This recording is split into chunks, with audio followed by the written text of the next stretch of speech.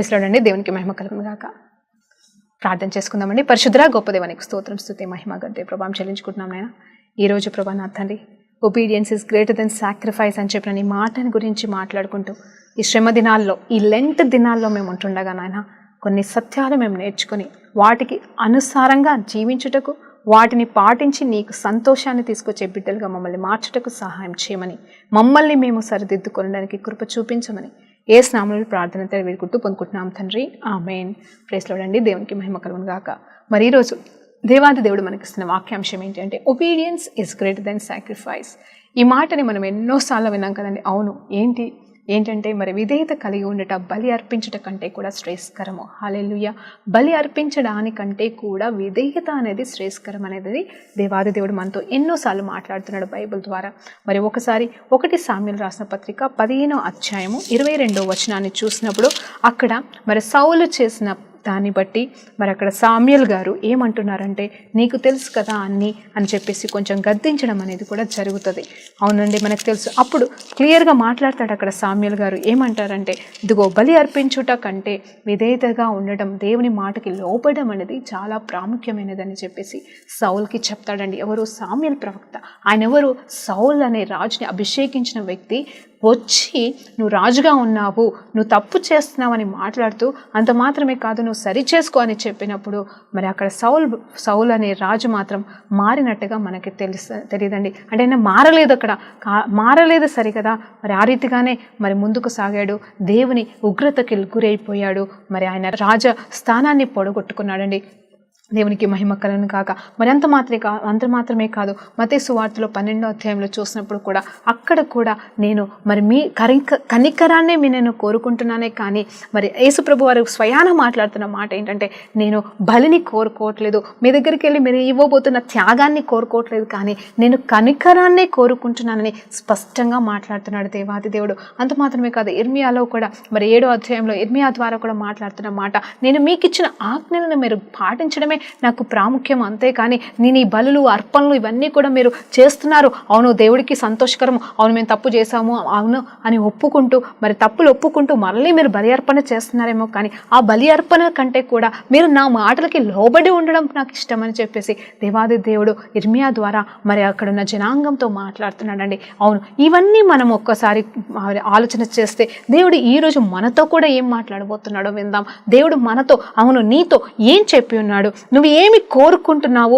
దేవుడు నీ నుండి ఏమి ఆశిస్తున్నాడు, దేవుడిని నువ్వేం అడుగుతున్నావు, ఆయన నీ దగ్గర నుండి ఏం కోరుకుంటున్నాడు అనేది మనం ఒక్కసారి పరిశీలన చేసుకుందామా. అవును, ఒబీడియన్స్ అనేది దేవుడు ఏం చెప్తాడో అది చేయడం మనకి ముఖ్యం, అంతేకాని నేను ఇది చేశాను అది చేశాను, దేవా నీకోసం ఇంత చేశాను అంత చేశానని చెప్పుకోవడం అది త్యాగానికి గుర్తే కావచ్చు. నువ్వు త్యాగం చేసావు కావచ్చు దేవుని కోసం, ఇదిగో నీ దేవుడి కోసం, ఇదిగో నేను కూడా అంటాను, ఇదిగో నా దేవుడి కోసం, దేవుడు నాకు అప్పచెప్పిన బాధ్యత కోసం నేను కుటుంబాన్ని వదిలిపెట్టాను, నేనేమి చేయట్లేదు, జాబ్ మానేశాను అని చెప్తాను. నిజమే, అవి త్యాగపూర్వకమైన నిర్ణయాలే, అది ఎవరు తీసుకోలేని నిర్ణయాలే, అవి స్ట్రాంగ్ డెసిషన్సే. నువ్వు నాలాగనే కావచ్చు, లేకపోతే గొప్ప గొప్ప సేవకులలాగా, లేకపోతే గొప్ప గొప్ప తీర్మానాలను నువ్వు తీసుకొని దేవుడి కోసం ఎన్నో త్యాగమైన కార్యాలు చేసి ఉండొచ్చు, ఎన్నో సాక్రిఫైస్లు నువ్వు చేసి ఉండొచ్చు, కానీ వాటికంటే కూడా దేవుడు నిజంగా కోరుకుంటుంది ఏంటంటే, ఆయన చెప్పిన మాటకి నువ్వు విధేయత చూపిస్తున్నావా, ఆయన చెప్పినట్టుగా నువ్వు చేస్తున్నావా, ఇవన్నిటిని బట్టి దేవుడిని అందు ఆనందిస్తుండొచ్చు. కానీ అవి కాకుండా మరి దేవుని చెప్పిన పని అవి చేస్తూ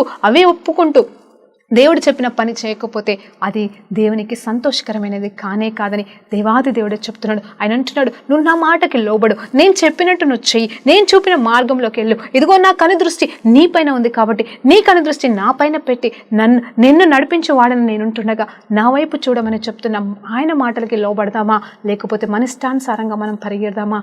ఈరోజు మనం తీర్మానం తీసుకోవాలండి. మరి ఇవన్నీ మాటలైతే మనకి తెలుసు. ఈరోజు ఒక ప్రత్యేకమైన మరి ఒక సంఘటన ద్వారా మరి ఈరోజు మీతో నేను మాట్లాడబోతున్నాను. సామ్యుయేలు రాసిన అదే 1వ అధ్యాయంలోకి వెళ్ళి సామ్యుయేలు గారిని దేవుడు మరి ఏ రీతిగా ఎన్నుకున్నాడు, మరి ఏ రీతిగా హన్నా మరి సామ్యుయేలు యొక్క తల్లి ఏ రీతిగా ప్రతిష్ఠించింది అనే దాన్ని బట్టి మనం ఈరోజు మాట్లాడుకుంటున్నాం. మరి ఈరోజు అంటే నేను ఈ సందర్భం నుండి మరి నేను మాట్లాడాలనుకుంటున్నాను. అన్నా గురించి మనకు తెలుసు, అన్న ప్రార్థన గురించి మనకు తెలుసు, అన్నతో దేవుడు ఎలా దర్శించి ఏ రీతిగా మాట్లాడాడు, అప్పుడు ఆమె ఏ రీతిగా ఒప్పందం చేసుకుంది అనేది మనకి తెలుసు కదండి. మరి ఇక్కడ నేను మాట్లాడబోతున్న మాట ఏంటంటే, మనము ఎన్నోసార్లు ఒక సందర్భం చెప్తానండి, అంటే ఈ సందర్భంలో ఒక మాట చెప్పాలనుకుంటున్నాను ఏంటంటే, మనం ఎన్నోసార్లు మనం ప్రార్థన చేస్తాం, అంటే మనకు కావాల్సిన విషయాల గురించి లాంగ్ టైం, అంటే ఎక్కువసేపు ఎక్కువ రోజులు మనం ప్రార్థన చేస్తాం. మనం అడగంగా దేవా ఇది నాకు చెయ్యి, మరి గర్భఫలమే కావచ్చు, ఆస్తి అంతస్తుల విషయమే కావచ్చు, వివాహాల విషయమే కావచ్చు, అది ఏ విషయంలోనైనా సరే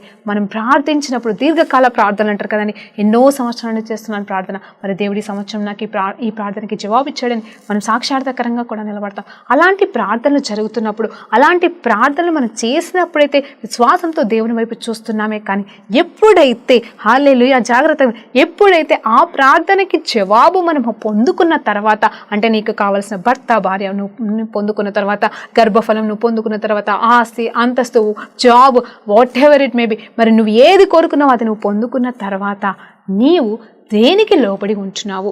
దేవునికి విధేయతగా నిలబడుతూ దేవునికి కృతజ్ఞతాస్తుతులు చెల్లిస్తూ జీవిస్తున్నావా?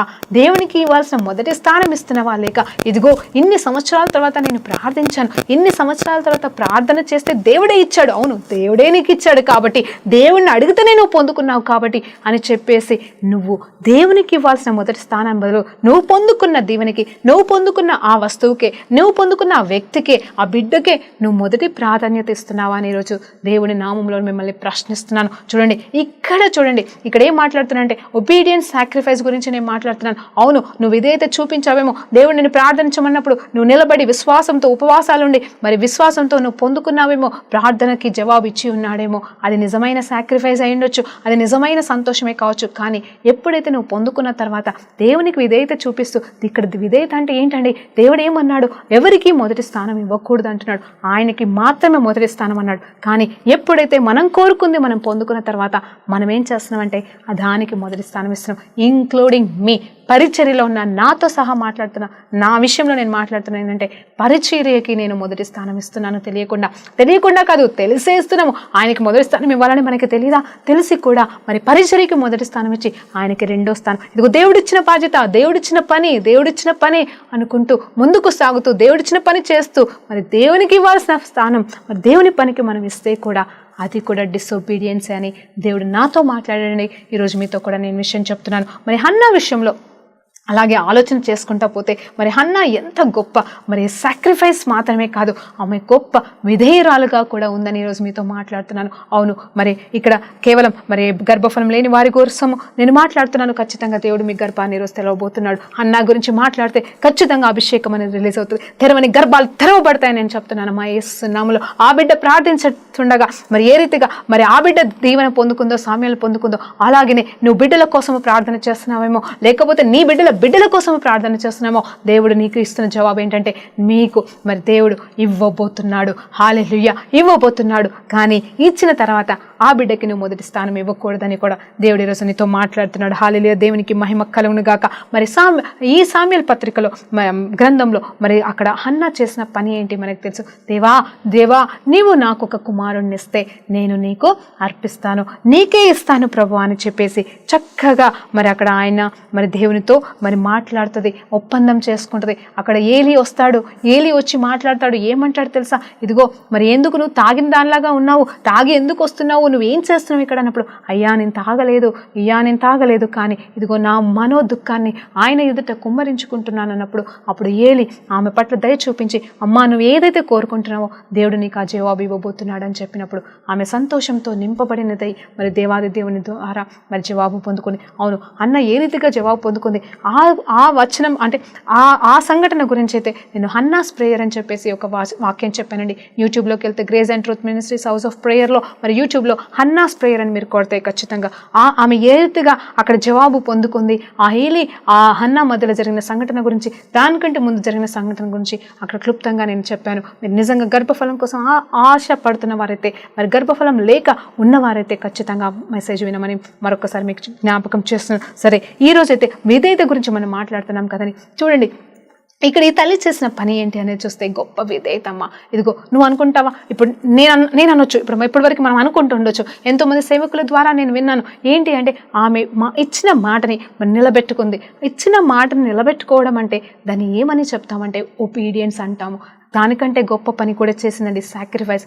ఎవరమైనా మరి నిజంగా చిన్న బిడ్డని ఇవ్వగలుగుతామా అనేది ఈరోజు మీతో మాట్లాడుతున్నాను. చిన్న బిడ్డ అండి, మరి అది కూడా నేను అడిగాను, ప్రభా అంత చిన్న బిడ్డని ఎలా ఇస్తారు? ఇక్కడ వీండ్ అంటే ఏంటి అంటే అక్కడ పాలు విడిచిన తర్వాత మరి అప్పచెప్పాలి, మరి కొన్ని రోజులు తల్లి దగ్గర ఉన్న తర్వాత అప్పచెప్పాల్సిన బాధ్యత అని చెప్పేసి తను అనుకుంది. మరి మొట్టమొదటి సంవత్సరం ఎప్పుడైతే ఎల్కానా అంటాడో, ఇదిగో నేను మందిరానికి వెళ్తున్నాను, నువ్వు వస్తావా అని అడిగినప్పుడు, నేను ఇప్పుడు కాదు కానీ ఈ బిడ్డ ఎప్పుడైతే తను స్వతంత్రుడు అవుతాడో, అంటే కొంచెం పెద్దవాడు అవుతాడో, మరి ఎప్పుడైతే తను పాలు విడుస్తాడో అప్పుడే మరి అప్పుడు నేను ఇచ్చేసి వస్తాను అని చెప్పేసి తిని వెళ్ళలేదు. అంటే 1 year లోపలనే మరి ఆ బిడ్డ మరి ఆ బిడ్డని కనిందని తెలుసు కదండి. మరి ఆ తర్వాత ఎన్ని సంవత్సరాలు ఈ తల్లి మరి ఈ తన దగ్గర పెట్టుకుందో మనకి తెలీదు.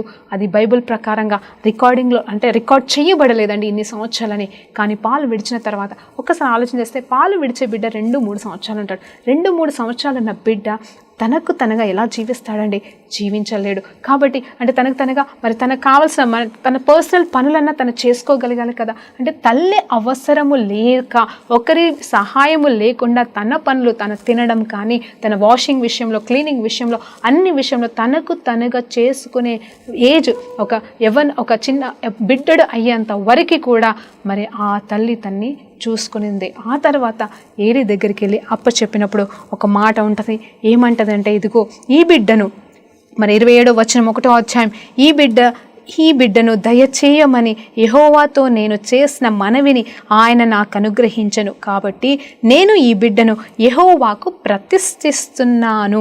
తాను బ్రతుకు దినములన్నింటను వాడు యెహోవాకు ప్రతిష్ఠితుడని చెప్పెను. అప్పుడు వాడు యెహోవాకు అక్కడనే మ్రొక్కెను అని చెప్తున్నాడు. చూడండి, ఇక్కడ ఏం జరిగింది అంటే, ఎప్పుడైతే అంటే తన పనులు తను చేసుకోగలిగే జ్ఞానంలోనికి ఆ సామెల్ అనే చిన్న బిడ్డ వచ్చాడో, అంటే ఇంచుమించు 6-7 సంవత్సరాలని నేను అనుకుంటున్నానండి.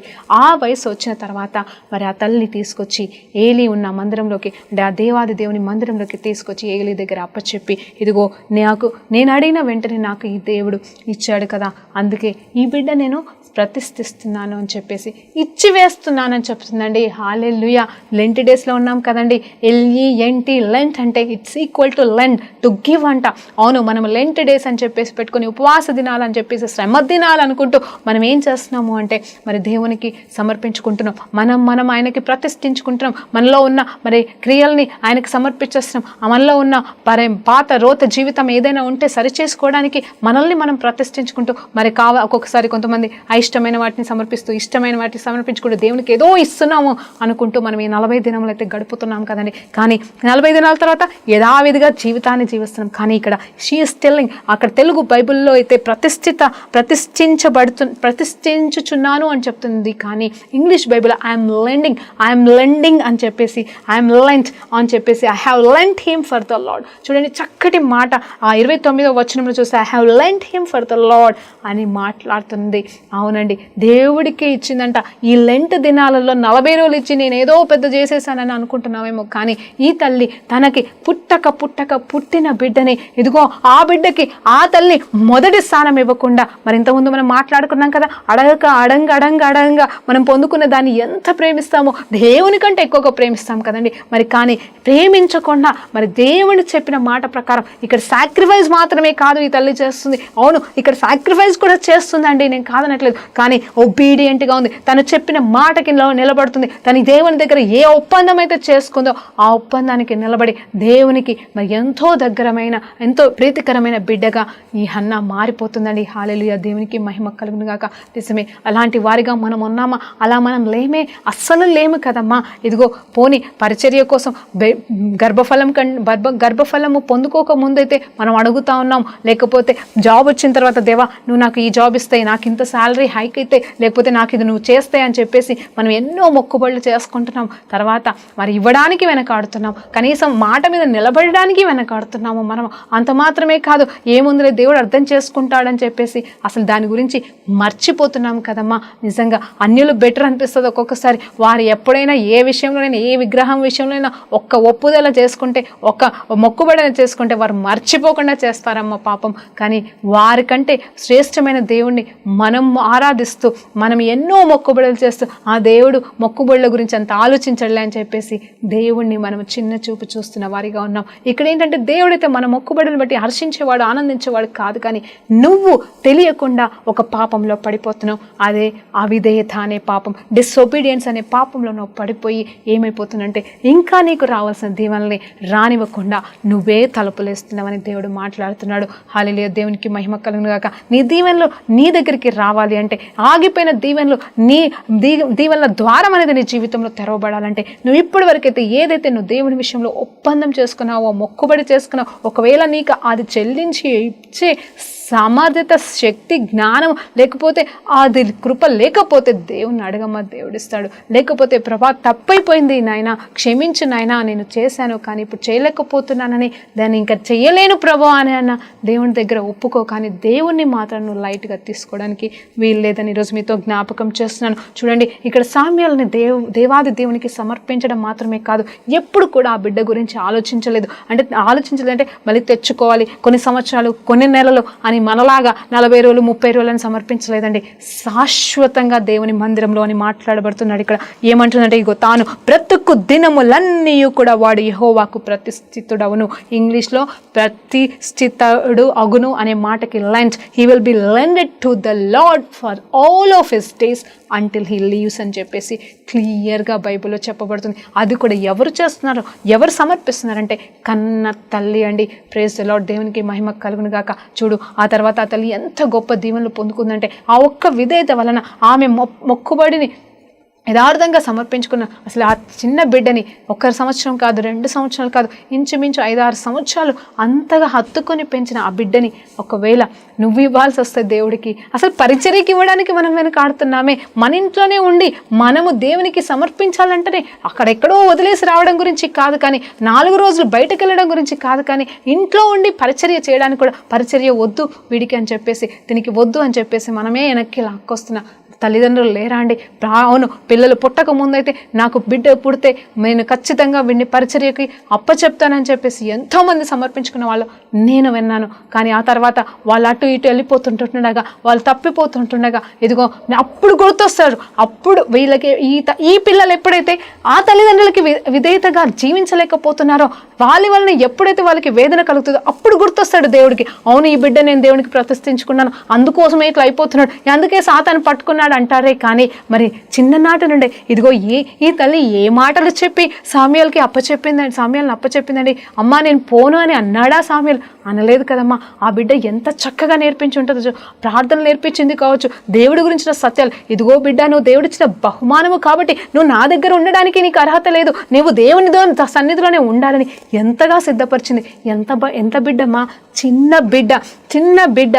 మరి ఈ రోజులలో చిన్న పిల్లలకి ఏమీ తెలియదని చెప్పేసి ఇదిగో వాళ్ళకి సువార్త చెప్పనివ్వట్లేదు, వాళ్ళకి ప్రార్థన చెప్పనివ్వట్లేదు, వాళ్ళకి రాదులే అని వదిలేస్తున్నాం. కానీ నిజం చెప్పాలంటే ఎంత చిన్న వయసులో దేవుడి గురించి తెలుసుకుంటే అంత మంచిదమ్మా. వారికి చెడు మంచిదనేది కడుపులో ఉన్నప్పటి నుండే తెలుస్తుంది తల్లి. కానీ నువ్వు పుట్టినప్పటి నుండే నువ్వు బోధిస్తే, అన్నలాగా నువ్వు బోధించుంటే ఈరోజు నీ బిడ్డ తప్పిపోయేవాడు అయ్యేవాడు కాదు. ఈరోజు నువ్వు చెప్పకపోతే, ఇదిగో నువ్వు దేవుని బహుమానం, నువ్వు దేవుడి బిడ్డవని చిన్నప్పటి నుండే ప్రేమపూర్వకంగా నువ్వు చెప్పించుంటే ఈరోజు నీకు ఆ పరిస్థితి, నీ బిడ్డకు ఆ పరిస్థితి వచ్చేది కాదు. కానీ ఇప్పటికైనా నువ్వు సమర్పించి దేవుని నామంలో అడిగినప్పుడు దేవుడు ఖచ్చితంగా మార్పు తీసుకొస్తాడని నేను ఈరోజు మీకు జ్ఞాపకం చేస్తున్నాను. ఆ బిడ్డ అయితే నీ మాట వినడు, కానీ నీ ప్రార్థన నువ్వు మరలా దేవునికి సమర్పించుకొని తప్పైపోయింది దేవా అని నువ్వు అడిగినప్పుడే కార్యాలు జరుగుతాయి, దేవుడు ద్వారాలు తెరుస్తాడు. ఇక్కడ కూడా ఏం జరిగిందంటే, ఈ తల్లి చేసిన ఈ గొప్ప కార్యానికి, గొప్ప ఒబీడియన్స్ అనే కానీ సాక్రిఫైస్ అనే దానికి దేవుడు జవాబు ఇవ్వలేదమ్మా. జాగ్రత్తగా ఆమె చేసిన విధేయతను బట్టి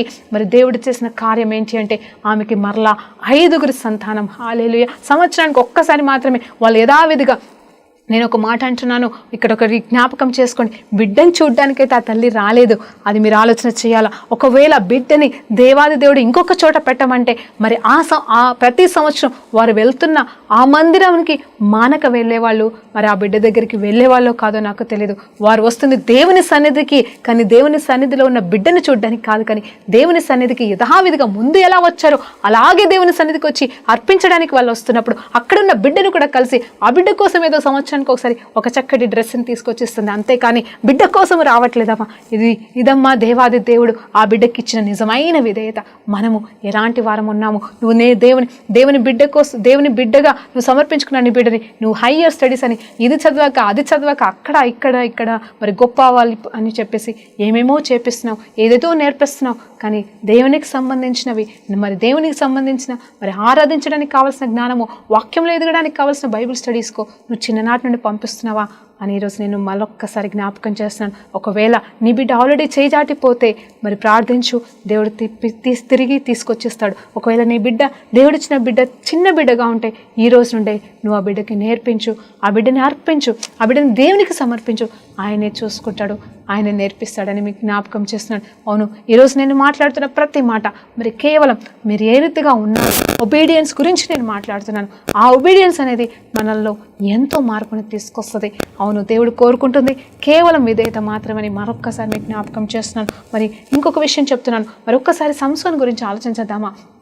అన్న అయితే చక్కగా సమర్పించింది, మరలా 5 బిడ్డల్ని పొందుకుంది, శ్రేష్టమైన కుమారుడు, మరి శ్రేష్టమైన దాసుడు, శ్రేష్టమైన అభిషేక్తుడు, శ్రేష్టమైన ప్రవక్తగా మరి సామ్యూయల్ గారు ముద్రించబడ్డారు.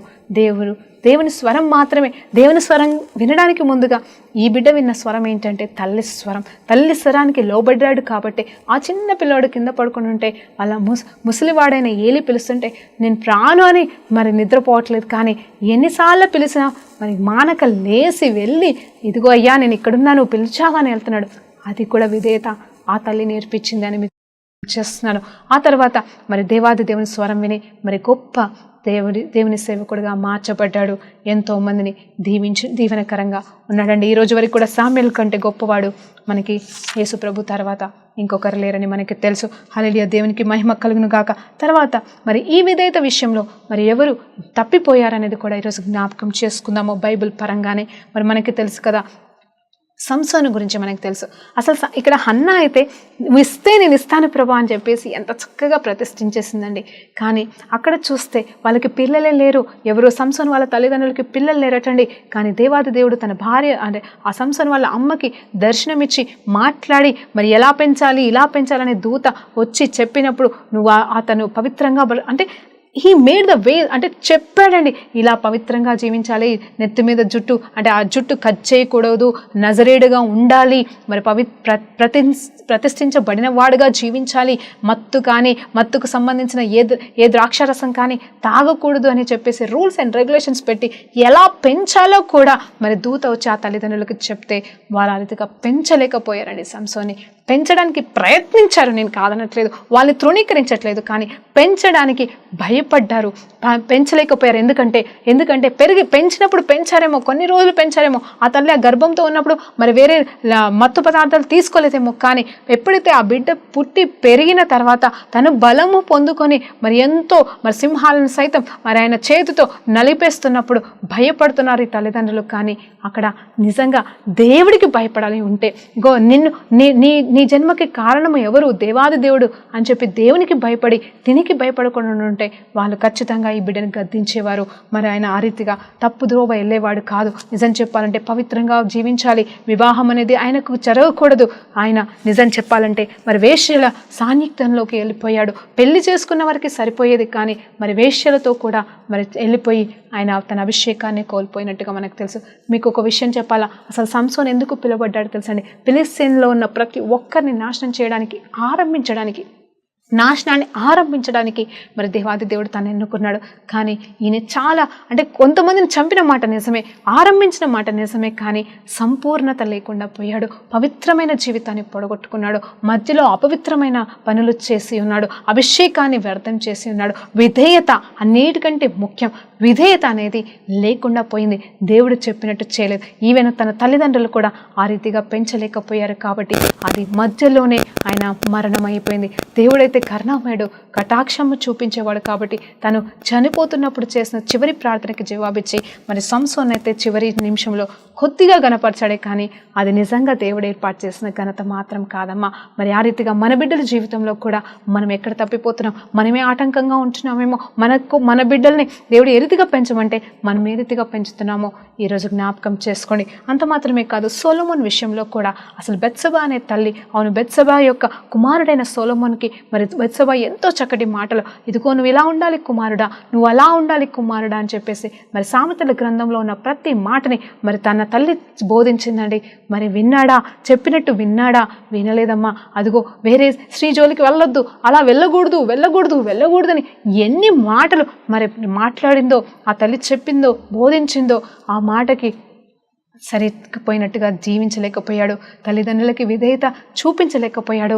దేవునికి విధేయతగా జీవించలేకపోయాడు. అవును, మందిరాన్ని కట్టాడు, గొప్ప సాక్రిఫైస్ చేశాడు, దేశం కోసం పోరాడాడు, యుద్ధాలు చేశాడేమో, అంటే ఏమేమో చేశాడేమో సాక్రిఫైషియల్గా, కానీ విధేయత విషయంలో అయితే పడిపోయాడమ్మా సొలొమోన్ గారు కూడా. అందుకోసమే ఏ మందిరం అయితే కట్టాడో ఆ మందిరాన్ని కూల్చడానికే కారకుడైపోయాడు ఈ సొలొమోన్ గారు. మరి అభిషేకం ఉందా అంటే ఉంది, దేవుని సన్నిధి ఉందా అంటే ఉంది, సాక్రిఫిషియల్ జీవితం ఉందా అంటే ఉందమ్మా, కానీ విధేయత అనేది లేదని ఈరోజు మీ అల్లా మీతో మాట్లాడుతున్నాను. చూడండి, నిజమే, నా కళ్ళు చాలా తెరిపించబడ్డాయండి ఈ వచనం ద్వారా. నేను హన్నా గురించి ధ్యానించినప్పుడు సైతం మరి ఈ వచనాన్ని నేను చూసినప్పుడు ఒబీడియన్స్ నాతో చాలాసార్లు మాట్లాడేవాడు. ప్రభా ఏంటి ప్రభా ఈ సాక్రిఫైస్కి ఒబీడియన్స్కి తేడా ఏంటి, ఇది నీకోసమే చేస్తున్నాం కదా, మరి చిన్న విషయంలో మేము ఒప్పుకోలేకపోతే ఏమవుతుంది అని చెప్పేసి నేను పోరాడినప్పుడు దేవాది దేవుడు నాకు ఇచ్చిన సత్యాలండి ఇవి. నా కనువిప్పు మీకు ఈరోజు నేను చెప్తుండగా మీరు కూడా మీ కనులు కూడా తెరవబడాలా, నిజమైన విధేయతలోనికి మీరు నడిపింపబడాలా. ఈరోజు దేవుడు మీ దగ్గర నుండి కోరుకుంటుంది నిజమైన ఏదో ఉపవాసం ఉండండి, అది చేయండి ఇది చేయండి కాదు, కానీ విధేయతతో దేవుడు నిలబట్టాలనుకుంటున్నాడు. విధేయతతో నువ్వు ఉన్నప్పుడు ఆయన చెప్పే ఒక్క మాటకి నువ్వు లోబడితే ఆయన ఎన్నో గొప్ప దీవెనల ఆశీర్వాదాలు నీ పట్ల నెరవేరుస్తానని చెప్తున్నాడు. హల్లెలూయా, దేవునికి మహిమ కలుగును గాక. మరి అలాగనే మరి అక్కడ తర్వాత మరి హన్నాకు కూడా ఇంకొక మాట, చక్కటి మాట అండి. ఇది 2వ అధ్యాయం, దీంతో ముగించుకుందాము. 2వ అధ్యాయం 1 సామెలు 2వ అధ్యాయం 3వ వచనంలో ఏముంటుందంటే, ఆయన అంటే ఏం చేశాడంటే ఆయన కీర్తన పాడుతుంది. యాక్చువల్గా ఇక్కడ ఏంటంటే దేవునికి కృతజ్ఞతాస్తుతులు చెల్లిస్తుంది. కేవలం తన కుమారుని ఇవ్వడం మాత్రమే కాదు, గొప్ప కీర్తన పాడుతుంది. ఆ పాట ఎలా అంటే ఆనాడు దెబోరా పాడినదండి, అవే మాటలు, అవే పాటలు, అవే సత్యాలు ఇక్కడ హన్నా పాడుతున్నారు. ఆ తర్వాత మరి మేరీ అమ్మ కూడా అవే మాటలు, అవే ధ్యానం అండి. హల్లెలూయా. మరి ఒక్కసారి మీకోసం 3వ వచనం చదువుతున్నాను. యెహోవా అంతరంగ జ్ఞానియగు దేవుడు. చూడండి, అంతరంగ జ్ఞానియగు దేవుడు, ఆయన క్రియలను పరీక్షించువాడు. హల్లెలూయా, ఆయన క్రియలను పరీక్షించువాడు. ఇదిగో నువ్వు చేస్తున్న క్రియ అనేది సాక్రిఫిషియల్ క్రియనా లేకపోతే ఒబీడియంట్ క్రియ అని పరిశీలించే జ్ఞానవంతుడని ఇక్కడ ఆ తల్లి మాట్లాడుతుంది. ఈరోజు ఈ వాక్యంతో మనం ముగించుకుంటుండగా, ఇదిగో దేవాది దేవుడు నీ దగ్గర నుండి సాక్రిఫైస్ కోరుకోవట్లేదు, కానీ మరి ఒబీడియన్స్ కోరుకుంటున్నాడు. కాబట్టి నువ్వు దేవుని కోసం ఏదో చేస్తున్నానని నువ్వు అనుకుంటున్నావేమో, కానీ దేవుడు నీ దగ్గర కోరుకుంటున్న విధేయతను నువ్వు చూపించకుండా నువ్వెంత సాక్రిఫైస్ చేసిన వ్యర్థం. ఎందుకంటే నాకు అర్థం కాకపోవచ్చు, ఒకవేళ నేను పరీక్షించిన, నువ్వు నన్ను పరీక్షించిన కేవలం నా సాక్రిఫిషియల్ జీవితాన్ని బట్టి నువ్వు ఆనందిస్తావేమో, కానీ దేవుడు దాన్ని బట్టి ఆనందించడం అనేది జరగదమ్మా. కానీ దేవుడు కోరుకుంటుంది ఒకటే, సాక్రిఫిషియల్ కాదు కానీ విధేయత. ఇక్కడ చూడు, ఆయన జ్ఞాని, ఆయన అంతర్జ్ఞాని అయి ఉన్నాడు. కాబట్టి మన క్రియలు అంటే నువ్వు ఆ క్రియని సాక్రిఫిషియల్ హృదయంతో చేస్తున్నావా, ఒబీడియంట్ హృదయంతో చేస్తున్నావా అని గ్రహించి నీకు దీవెనలు ఇస్తానని దేవుడు చెప్తున్నాడు. మరి ప్రార్థనతో ముగించుకుందాం. పరిశుద్ధ గొప్ప దేవానికి స్తోత్రం, స్తుతి, మహిమ, ఘనత, ప్రభావం చెల్లించుకుంటుండగా, నిజమే తండ్రి, obedience is greater than sacrifice అనే సత్యాలను ప్రభా నాయన నిజముగా ఈరోజు మాకు బోధించినందుకు వందనాలు. అవును ప్రభా, సాక్రిఫిషియల్గా జీవించడం సత్యమే, మంచిదే, కానీ ప్రభా ఒబీడియంట్ లైఫ్ను కూడా, ఆ విధేయత కలిగిన జీవితం కూడా మాకు దయచేయమని యేసు నామములో ప్రార్థన వేడుకుంటూ పొందుకుంటున్నాం తండ్రి. ఆమేన్. ప్రైజ్ లార్డ్ అండి. దేవునికి మహిమ కలుగును గాక.